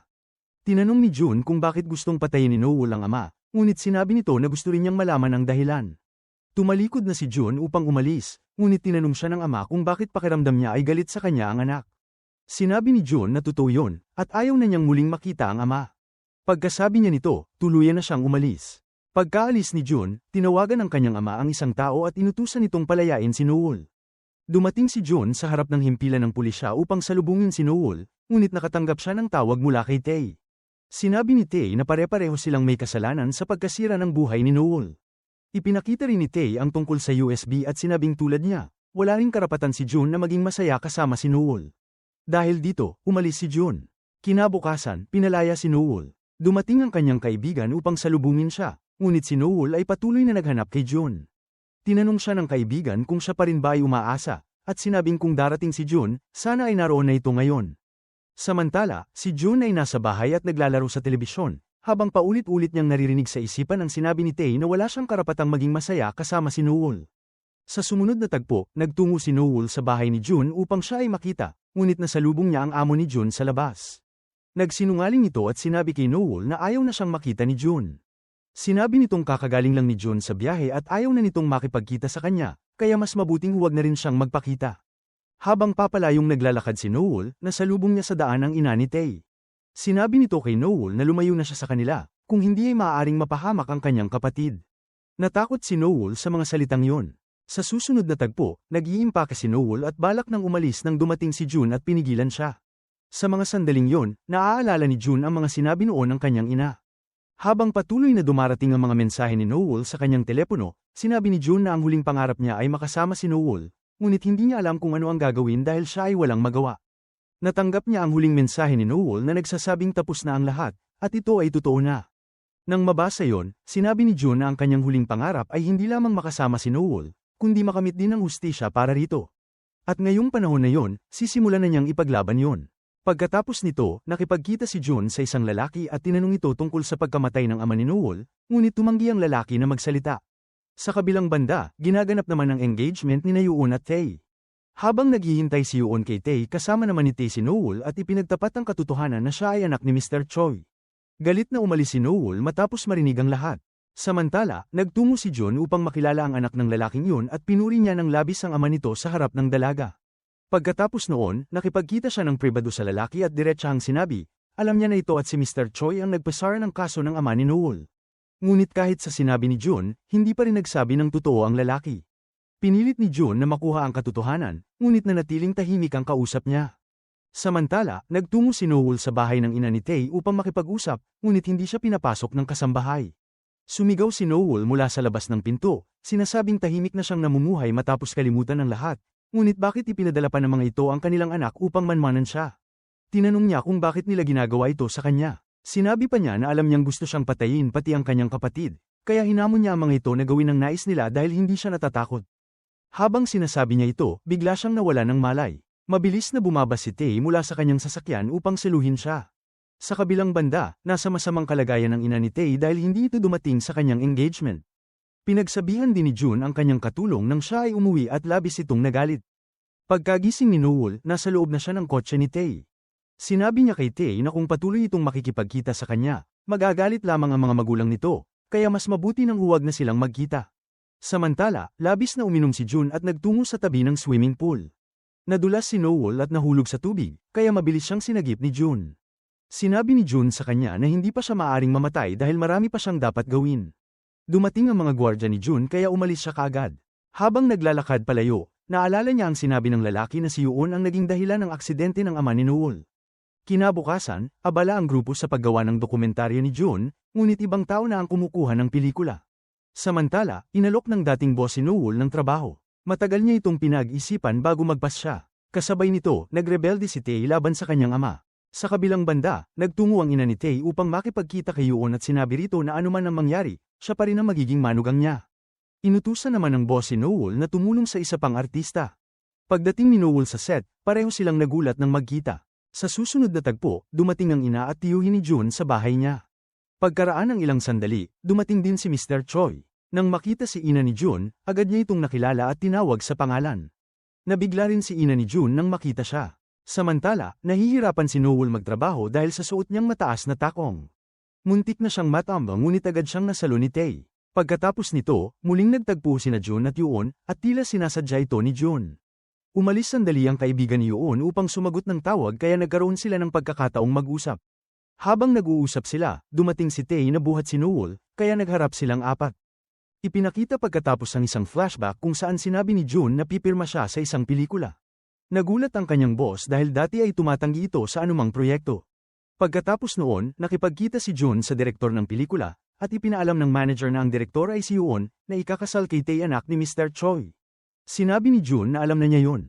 Pagbalik sa kasalukuyan, tinanong ni Noel si Jun kung bakit hindi ito sumasagot sa kanyang mga tawag at mensahe. Umalis si Jun nang hindi nagsasalita. Umalis din si Noel pagkaraan nito. Humingi ng tawad si Tae kay Yoon dahil hindi siya nakarating sa engagement. Nagpakalasing si Noel at uminom kasama ang kanyang boss. Habang lasing, malakas siyang kumanta habang tahimik lamang ang kanyang boss sa gilid. Samantala, nakipagtagpo si Tae kay Jun at tinanong kung dumating ito upang makita si Noel. Sagot ni Jun, hindi, dahil naroon siya para sa pelikula. Sinabi ni Tae kay Jun na alam niyang may sakit ito kaya dapat ay tigilan na ang pag-aalala kay Noel dahil naroon siya upang alagaan ito. Tumahimik lamang si Jun at walang nasabi. Paglabas ni Noel sa silid, nakita niyang inaabuso ng ilang tao ang isang miyembro ng grupo ni Jun. Pinilit niyang pigilan ang mga ito, ngunit nauwi ito sa gulo. Lumaban si Noel. Dumating si Jun at pinatigil ang lahat. Nilapitan siya ni Noel at ipinaliwanag na hindi nila kasalanan dahil ang mga taong yun ang unang nanggulo. Sinabi ni Jun na kahit sino pa ang may kasalanan, hindi dapat siya nakipag-away. Sinabi ni Noel na labis siyang nasasaktan. Nakaramdam ng awa si Jun, ngunit sa sandaling yun ay wala siyang magawa dahil may iba siyang plano. Tinawagan niya ang isang miss at sinabi rito na nasaktan si Noel. Tinanong niya kung may ospital na malapit at pinakiusapan na dalhin doon si Noel. Pagkasabi nito, iniwan niya si Noel at umalis. Kinabukasan, nakaupo si Jun sa tabing dagat. Dumaan doon si Noel at nakita siyang nakaupo. Pumikit si Jun sandali, at nang imulat niya ang kanyang mga mata, nasa harap na niya si Noel. Tinanong siya ni Noel kung nakita ba nito ang $5 na nahulog niya. Umiling si Jun. Sinabi ni Noel na sigurado siyang doon niya ito nahulog at pinakiusapan si Jun na itaas ang mga paa. Ginawa yun ni Jun. Pagkatapos ay sinabi ni Noel na habarin din ang kanyang sapatos. Nainis si Jun at nagtangkang umalis, ngunit hinawakan siya ni Noel sa kamay. Sinabi ni Noel na sinasabi ng lahat na iniiwasan siya ni Jun, ngunit alam niyang hindi ito ganoon. Tinanong siya ni Jun kung ano ba talaga ang alam niya tungkol sa kanya. Sagot ni Noel, alam daw niya ang lahat, pati kung ano ang iniisip ni Jun sa sandaling yon. Nagtanong si Jun kung ano yon. Sinabi ni Noel na namimiss daw siya nito. Sinagot siya ni Jun na kung makakaganyo ng loob niya, maaari siyang mag-isip ng ganoon. Sinabi ni Noel na namimiss din niya si Jun, sobra pa nga, at gusto niyang makita ito araw-araw. Sa kabilang banda, nagkita ang ina ni Jun at si Mr. Choi. Ngunit iba ang ginawa ng babae. Hindi niya binanggit ang tungkol kay Jun at nagsinungaling pa siyang may asawa na siya. Kinabukasan, nakita ni Noel na basang-basa ang kanyang damit sa bathtub, kaya napilitan siyang pumunta sa shooting nang hindi nagpapalit. Pagdating doon, pinagalitan siya at ang kanyang boss ng artista. Sinabihan pa siyang tanggol na siya sa trabaho. Nakita ni Jun ang pangyayari at labis siyang nasaktan, ngunit nanahimik lamang siya. Pagkatapos nito, sinabi ni Noel kay Tae na natanggal siya sa trabaho. Sinabi ni Tae na umuwi na lang muna sila. Sa susunod na eksena, nag-show-shoot sina Jun at ang aktor na yun. Sa gitna ng eksena, biglang sinakal ng aktor si Jun. Dahil dito, nagalit si Jun at sinuntok niya ng sunod-sunod ang lalaki. Habang ginagawa ito, naalala niya ang mga sinabi ni Noel, kaya mas lalo niyang binugbog ang aktor. Dahil dito, nakansela ang shooting. Pagkatapos, dumating si Yoon at tinanong si Jun kung bakit niya ginawa yon. Sagot ni Jun, alam niyang mali siya, pero una siyang sinakal ng aktor. Sinabi ni Yoon na kailangan niyang humingi ng tawad. Ayaw sana ni Jun, ngunit ipinaliwanag ni Yoon na ito ang kanyang unang proyekto at ayaw niyang masira ito. Nais niyang maging maayos ang lahat. Dahil dito, pumayag si Jun na mag-apologize. Dinala ni Yoon si Jun sa ospital kung saan nakakonfine ng aktor. Humingi ng tawad si Jun, ngunit sinabi ng aktor na dapat lumuhad siya habang humihingi ng tawad. Sinubukan ni Yoon na siya na ang lumuhad bilang kapalit, ngunit pinigilan siya ni Jun at siya mismo ang lumuhad. Dahil dito, labis na humanga ang aktor kay Jun. Pagkatapos nito, paglapit ni Jun sa kanyang silid, nakita niyang nakaupo si Noel sa labas. Sinabi ni Noel na ginawa ni Jun ang lahat ng yun dahil sa kanya. Sinagot siya ni Jun na masyado siyang nag-iisip at pinayuhan na matulog na lang. Ngunit pumasok si Noel sa loob at tinanong kung bakit nagkukunwari si Jun na wala siyang pakialam. Sagot ni Jun na inaantok siya at gusto na niyang matulog, kaya pinaalis niya si Noel. Sinabi ni Noel na kung nagbibiro man si Jun, ayos lang dahil hindi siya magagalit. Dahil dito, bigla siyang binuhat ni Jun at inihagis sa kama. Sinabi ni Jun na kung gusto niyang makipagrelasyon sa kanya, ayos lang. Pero kung gusto niyang umalis, malaya siyang gawin yun. Sinagot ni Noel na hindi siya aalis at bahala na si Jun sa gusto nitong gawin. Sa halip, tahimik na umalis si Jun sa silid. Kinabukasan, nag-record ng video si Jun.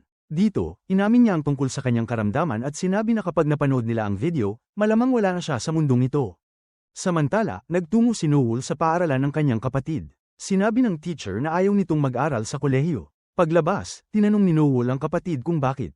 Sagot ng binata, masyado raw mataas ang bayarin. Sinabi ni Noel na huwag itong mag-alala dahil siya na ang bahala sa lahat. Samantala, nasa bahay si June nang bigla siyang nahirapang makakita. Sinabi niya ito sa doktor, at pinayuhan siyang magpa-confine. Tumanggi si June at sinabing ayaw niyang mamatay sa ospital. Makalipas ang ilang araw, dumating si Yoon at dinalhan siya ng isang kahon. Sinabi nitong alam ni June na ikakasal na siya. Sagot ni June na hindi lang ito ang binigyan niya ng regalo kundi lahat ng nakasamaan niya ng loob. Sinabi niyang mali ang ginawa niya noon kaya ipinadala niya ang mga yun bilang paghingi ng tawad. Sinabi ni June na kung hindi komportable si Yoon tanggapin ang regalo, maaari na lamang niya itong iwan. Ngunit sagot ni Yoon, hindi naman ganoon. Sa sandaling yun, labis na humanga si Yoon sa mga sinabi ni June. Pagkatapos, bago umalis si Yoon, sinabi niyang tila may gusto pang sabihin si June sa kanya. Sagot ni June, oo, gusto nga sana niyang magsalita, ngunit nang marinig niyang engaged na si Yoon, pinili niyang huwag na lang. Sinabi ni Yoon na maaari naman niyang sabihin, ngunit sagot ni June, hindi na kailangang sabihin pa. Pagkatapos nito, sinabi ni June kay Yoon na mag-ingat siya pauwi. Samantala, iniwan ni Tae ang kumpanyang kanyang pinagtatrabahuhan at nagsimulang maghanap ng ibang trabaho. Pagkatapos, nagtungo si Noel upang makipagkita sa ina ni Tae. Ibinigay ng Miss kay Noel ang isang zekeng nagkakahalaga ng $1,000,000 at sinabi rito na layuan si Tae. Matagal na raw gusto ni Yoon si Tae at gusto rin nilang magpakasal ang dalawa. Dumating si Tae at nakita ang pangyayari. Galit niyang tinanong ang kanyang ina kung paano nito nagawa yon. Sagot ng ina, kailangan daw ni Noel ng pera kaya inaalok niya ito ng tulong. Nang iaabot na ng Miss ang tseke, kinuha ni Tae at muntik na itong punitin, ngunit pinigilan siya ni Noel. Kinuha ni Noel ang tseke at umalis. Sinundan siya ni Tae at sinubukang pigilan, ngunit hindi siya pinakinggan ni Noel. Sa kabilang banda, nakita ni June mula sa kanyang bintana na naroon pa rin si Yoon. Lumapit siya rito. Tinanong ni Yoon kung ano ang relasyon ni June kay Noel dahil sa palagay niya, gusto raw ni Noel si June. Sagot ni June, gusto rin niya si Noel. Nagalit si Yoon nang marinig yun at sinabi na pareho raw silang baliw ni Tae dahil pareho nilang nagustuhan ng isang babaeng napakababa ng katayuan kumpara sa kanila. Sinabihan siya ni June na magpakabait sa pananalita, ngunit lalo lamang itong nagalit. Sa pagmamadali niyang umalis, natapilok siya at nadapa. Agad siyang binuhat ni June at dinala sa loob ng bahay. Samantala, sinabi ni Noel sa kanyang kaibigan na nanalo siya sa loto ng $1,000,000. Una, hindi naniwala ang kaibigan niya, kaya dinala siya ni Noel sa maraming tindahan upang mamili. Doon lang naniwala ang kaibigan. Ngunit ng oras na ng bayaran, hindi gumana ang tseke. Dumating si Tae at siya ang nagbayad. Sinabihan siya ni Noel na huwag gawin yon. Sagot ni Tae ipinagbili na raw siya ni Noel, kaya dapat ay ipagpatuloy na nito ang pagbebenta at pagkakitaan pa pati ang pagkamatay ng kanyang ama. Labis na nasaktan si Noel sa mga salitang yon. Habang inaayos ni June ang paan yon, paulit-ulit niyang nababanggit ang pangalan ni Noel, kaya nainis si Yoon at sinabing gusto na niyang umalis. Kaya inihatid siya ni June sa kanyang kotse. Pag-uwi naman ni Noel, dala-dala niya ang mga pinamili. Tinanong siya ng kaibigan kung ibinento na ba niya ang hustisya para sa kanyang ama. Sagot ni Noel, oo, dahil kahit anong gawin niya, hindi naman niya makakamtan ang hustisya. Gagamitin na lamang daw niya ang pera para bumili ng bagong bahay at mapag-aral ang kanyang kapatid sa magandang kolehiyo. Narinig ni June mula sa malayo ang buong usapan nila. Sa sumunod na eksena, tinawagan ni Yoon si Noel upang makipagkita. Pagdating ni Noel, pinagsalitaan siya ni Yoon at itinapon pa ang pagkain sa kanya. Sinabi ni Yoon na sinira ni Noel ang kanyang engagement party. Habang minumura siya ni Yoon, dumating si Tae at sinabi kay Noel na umalis na lang. Habang naghihintay si Noel ng elevator, malungkot siyang nakayuko. Nang bumukas ito, naroon si June. Sinubukan ni Noel na pigilan ang luha ngunit hindi niya nagawa. Pumasok siya sa loob ng elevator, ngunit lumabas si June. Subalit bago pa magsara ang pinto, hindi na kinaya ni June na makita si Noel sa ganoong kalagayan. Pumasok siyang muli at hinawakan ang kamay ni Noel. Tinanong niya ito kung nagugutom ba siya kaya ganoon ang mukha niya. Sa kalooban ni Noel, labis siyang natuwa. Pagkatapos nito, dinala siya ni June sa kanyang bahay at ipinagluto. Kumain si Noel, at matapos yun, hinalikan nila ang isa't isa. Nagkasama silang dalawa at masayang ginugol ang oras. Sinabi ni Noel na ayaw niyang magising sa panaginip na yon. Ngunit gaya ng dati, nabasag din ang panaginip ni Noel, at sa realidad, ibang-iba ang nangyayari. Iniwan siya ni June at umalis. Samantala, nagpumilit umalis si Tae ngunit pinigilan siya ni Yoon. Dumating si June at sinabi kay Yoon na hayaan na si Tae dahil naroon siya upang ipagdiwang ang kaarawan ni Yoon. Umalis si Tae sa galit. Pagkaalis ni Tae sinabi ni June kay Yoon na gusto na niyang kalimutan si Noel at tinanong kung matutulungan ba siya rito. Pagkatapos, pinuntahan ni Jun ang kanyang ina. Sinabi ng ina na wala na silang kaugnayan kay Mr. Choi, at sinabihan pa siya na maging mabait kay Noel. Labis na natuwa si Jun sa narinig at muling naging maayos ang kanilang mag-ina. Pag-uwi niya, nadatnan niyang nakaupo si Noel sa labas ng kanyang bahay. Sinabi ni Jun kay Noel na pumasok siya sa loob. Dahil medyo hindi maayos ang kalusugan ni Noel, ginawa ni Jun ng sopas para sa kanya. Sinabi ni Noel kay Jun na may isang bagay lang siyang gustong itanong, bakit nga ba tayo naghiwalay? Maaari mo bang bigyan ako ng isang dahilan? Nanahimik si Jun. Dagdag pa ni Noel, gusto niya ng kompensasyon dahil sa sakit na naranasan niya. Binigyan siya ng ina ni Tae ng $1,000,000 upang layuan si Tae kaya humiling si Noel kay Jun ng $1,000,000 bilang kabayaran. Ibinigay ni Jun ang pera sa kanya. Pagkatapos, nagpapalam si Noel kay Jun at umalis. Ngunit paglabas niya, hindi niya mapigil ang umiyak. Kinabukasan, nagtungo siya kay Tae, ma'am at ibinalik ang perang ibinigay sa kanya. Sinasabi na mula ngayon, hindi na niya makikilala si Tae at hindi na siya maghihiganti sa kahit kanino.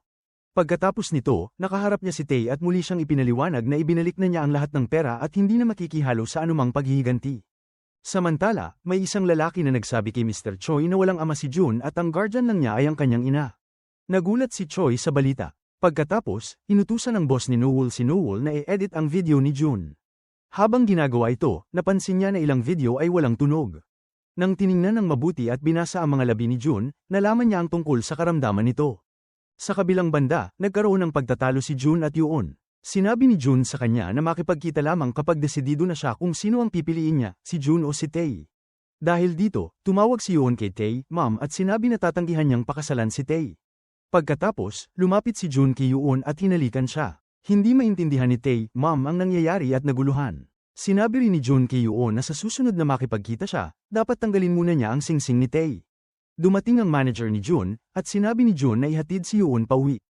Habang umaalis si Yoon, naroon si Noel at nakita siyang lumalakad palayo, na siyang sumire sa kanyang puso. Sa kabilang banda, lumalala na ang kondisyon ni Jun. Habang nakahiga siya sa kama, tumawag ang doktor at sinabi na may batang babae na si Noel ang nagtatanong tungkol sa kanyang karamdaman at sinabihan na niya ito ng buong katotohanan. Pagdating ni Noel kay Jun, sinabi ni Jun na umalis siya sa bahay. Ngunit sagot ni Noel, ngayon, anuman ang gawin mo, hindi na kita iiwan at babayaran ko rin agad ang perang ibinigay ko sa'yo. Pinagsabihan siya ni Jun na umalis. Kinabukasan, pumunta si Yoon kay Tae, ma'am at sinabi na hindi siya makikipagpakasal kay Tae. Ngunit pinaalala ng ina ni Tae ang tungkol sa aksidente, na labis na nagulat si Yoon. Samantala, natuklasan ni Mr. Choi mula sa lahat ng ebidensya na si Jun pala ang kanyang tunay na anak. Matapos malaman ito, pumunta siya kay Jun sa bahay, kung saan naroon din si Tae at nagkwentuhan sila ng buong katotohanan. Tinanong ni Tae si Jun kung kailan siya mamamatay. Sagot ni Jun, bakit mo gusto akong mamatay agad? Ngunit hindi pa ako mamamatay ngayon. Nagtanong si Tae, bakit ka interesado kay Noel? Sagot ni Jun, gusto ko siya at hindi ko siya iiwan. Sa sumunod na eksena, nagre-record si Jun ng kanyang dokumentaryo. Dumating si Noel at utos ng boss niya na umalis, ngunit hindi siya sumunod. Nang lumala ang kalusugan ni Jun, kinansela niya ang shoot at umuwi. Sa kanyang silid, ininom niya ang gamot ngunit dahil sa tindi ng karamdaman, nahulog siya sa sahig. Dumating si Noel at inalagaan siya. Nang makabawi si Jun, paulit-ulit na pinapayuhan siya ni Noel na dapat siyang magpagamot at magpa-admit sa ospital. Ngunit hindi nakinig si Jun at itinaboy siya palabas ng bahay. Samantala, nakipagkita si Jun kay Tae at sa kanyang ama at sinabi ang parehong bagay na ayaw na niyang pakasalan ni Noel si Tae dahil gusto niya na siya. Simula noon, nagsimula na ring maranasan ni Jun ang sintomas ng memory loss. Nananatili si Noel sa labas ng bahay, na nagsasabing, hayaan mo akong pumasok. Gusto kong makasama ka ng buong panahon ngayon. Gusto kita, at alam kong gusto mo rin ako. Sinabi ni Noel na ayaw na niyang sayangin ang kahit isang sandali at hiling niyang makapasok sa loob. Nang marinig ito, naantig si Jun, at sa pagbukas niya ng pinto, naroon si Yoon sa labas. Sinabi ni Yoon kay Jun na nilinaw na niya ang kanyang engagement kay Tae at niyakap siya. Mula sa malayo, pinagmamasdan ito ni Noel at naramdaman ng sakit dahil sa ginawa ni Jun, lahat ng ito ay bahagi ng plano niya upang tuparin ang paghihiganti ni Noel. Tinawag ni Jun si Yoon sa loob ng bahay, na lalong nagpapalala sa damdamin ni Noel. Pagkatapos, umupo si Noel sa labas ng restaurant ng ina ni Jun.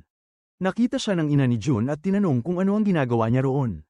Sagot ni Noel, nakikipag-date si Jun sa iba. Dinala siya ng ina ni Jun sa loob at pinakain. Samantala, tumawag ang ama ni Yoon kay Jun upang makipagkita, ngunit sinabi ni Yoon na hindi na kailangang pumunta siya at high-handle na niya ang lahat. Sinabi rin niya kay Jun, mahal kita, at sinagot siya ni Jun ng parehong salita. Makinig si Jun's mom sa buong kwento ni Noel, binigyan siya ng inumin, at pinatulog. Pagkatapos, tinawag niya si Jun upang makipagkita. Sinabi niya, kung gusto mo si Noel ng sobra, bakit mo siya sinasaktan? Sumagot si Jun na ipapaliwanag niya sa tamang oras. Sinabi rin ni Jun's mom na inalagaan na niya si Noel at aalis siya para sa ilang gawain, kaya si Jun ang bahala sa kanya.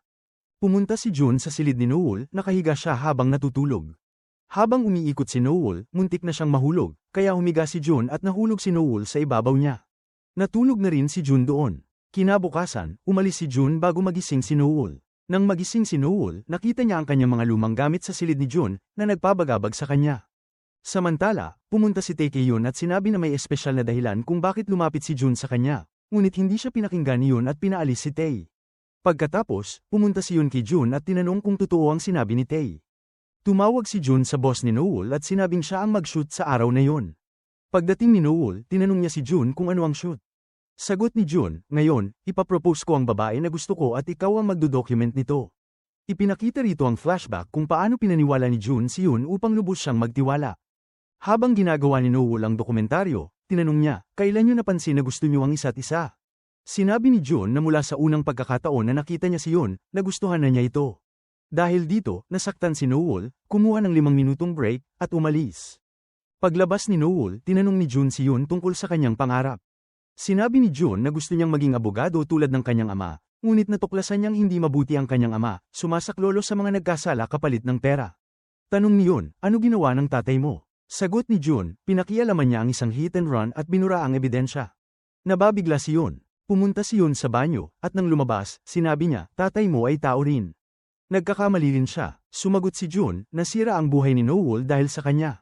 Siya rin ang pumatay sa ama ni Noel sa aksidente. Labis na nagulat si Yun. Sa kabilang banda, pinapanood ni Noel ang lahat ng ito live dahil sa plano ni Jun na maglagay ng mga kamera sa bahay. Sinabi ni Jun kay Yun, upang iligtas ang tatay ko, muntik ko nang ilagay sa panganib ang buhay ni Noel. Pagkatapos, direktang sinabi niya kay Yun, ikaw ang pumatay sa ama ni Noel, di ba? Ikaw ang nagmaneho ng sports car. Subalit nagbago ng paksa si Yun at sinabing kailangan na niyang umuwi. Pinilit ni Jun na sabihin sa kanya na alam niya ang ginawa niya at ipinaliwanag ang tungkol sa mga kamera sa bahay. Nang marinig ni Yun ang sinasabi ni Jun tungkol sa pagpatay sa ama ni Noel, nagalit siya at sinabi, naloko mo ang maling tao. Alam mo ba kung sino ang tatay ko? Bago pa man, binura na niya lahat ng ebidensya at ngayon mas makapangyarihan na siya. Pagkatapos, sinabi ni Jun sa camera kay Noel, ito ang pumatay sa tatay mo, at ako ang kumuha ng USB mula sa kamay mo noon. Ginawa ko lahat ito para iligtas ang tatay ko. Kaya ang tagal kong nawala sa iyo ay para mahuli ang pumatay sa tatay mo. Nang malaman ang katotohanan, umiiyak ng todo si Noel. Samantala, si Mr. Choi ay nagsabi sa kanyang second wife na sinadya niyang iwasan si Jun's mom kahit alam niyang buntis ito.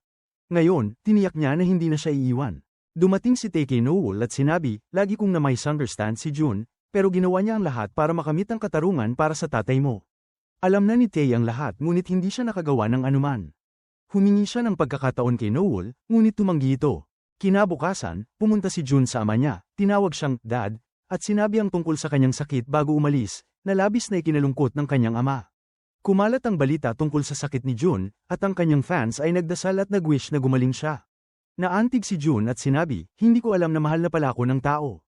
Pagkatapos, nag-spend si Jun ng oras kay Noel. Nag-usap sila ng marami, at sa huli, inilagay ni Jun ang kanyang ulo sa kandangga ni Noel at nakatulog. Patuloy siyang inaalagaan ni Noel. Sa isang bahagi, ipinakita ni Noel kay Mr. Choi ang video ni Jun at sinabing, nung hindi mo nakuha ang katarungan para sa tatay ko, sana ngayon makuha mo na. Pinanood ni Mr. Choi ang video at nakatanggap ng tawag mula kay Jun's mom, na nag-apila na tulungan si Jun dahil sa kanyang malubhang kondisyon. Labis na nalungkot si Mr. Choi at si Jun's mom ay umiiyak. Pagkatapos, dinala ni Jun si Noel sa isang espesyal na lugar at nag-explore sila sa market, masaya at magkasama. Tinawag siya ni Mr. Choi, ngunit nawala ulit ang kanyang memorya at nagpakita ng kakaibang asal. Napaiyak si Mr. Choi sa kanyang nakita. Kamakailan, dumating ang katarungan, inamin ni Mr. Choi sa pulisya ang buong katotohanan tungkol sa aksidente ng tatay ni Noel. Naaresto si Yun na pauwi na sana ng abroad. Labis na natuwa si Noel. Sa bagong bahay nila Jun at Noel, masayang magkasama at nag-e-enjoy sa bawat sandali. Maayos na rin ang relasyon ni Mr. Choi, ang kanyang second wife, at si Tae. Dumating ang pagkain mula kay Jun's mom. Ngunit biglang nakalimot si Jun muli, pati ang kanyang ina. Sinabi niya, my mom also cooks like this, habang pinipigil ng ina ang emosyon niya. Kalaunan, bumalik ang memorya ni Jun at humingi ng tawad sa kanyang ina. Nag-usap sila ng masinsinan at ibinahagi ang lahat ng damdamin nila. Pagkatapos, nag-click ng mga larawan sina June at Noel. Humiga si June sa balikat ni Noel at tinanong niya, "Am I not pretty?" Sumagot si June, "You are so pretty that I don't have the courage to look into your eyes." Ngumiti si Noel. Matapos ng ilang sandali, tinanong niya, "June, have you fallen asleep?" Ngunit wala nang sagot mula kay June. Umiiyak si Noel nang maunawaan niyang wala na si June sa mundong ito. Sa huling eksena, pinanood ng manager, boss, at mga kasamahan ni June ang kanyang documentary at umiiyak. Samantala, nagbabalik sa trabaho si Noel. Sa paghihintay sa boss, nakita niya ang poster ni June at sinabi, "You see, I did such a good job today." Hinalikan ito, at nagsabing, "We will meet again tomorrow," habang nakangiti. Kung nagustuhan mo ang aral sa istorya na to, huwag kalimutang mag-subscribe sa channel at pindutin ang notification bell para lagi kayong updated sa mga susunod nating uploads.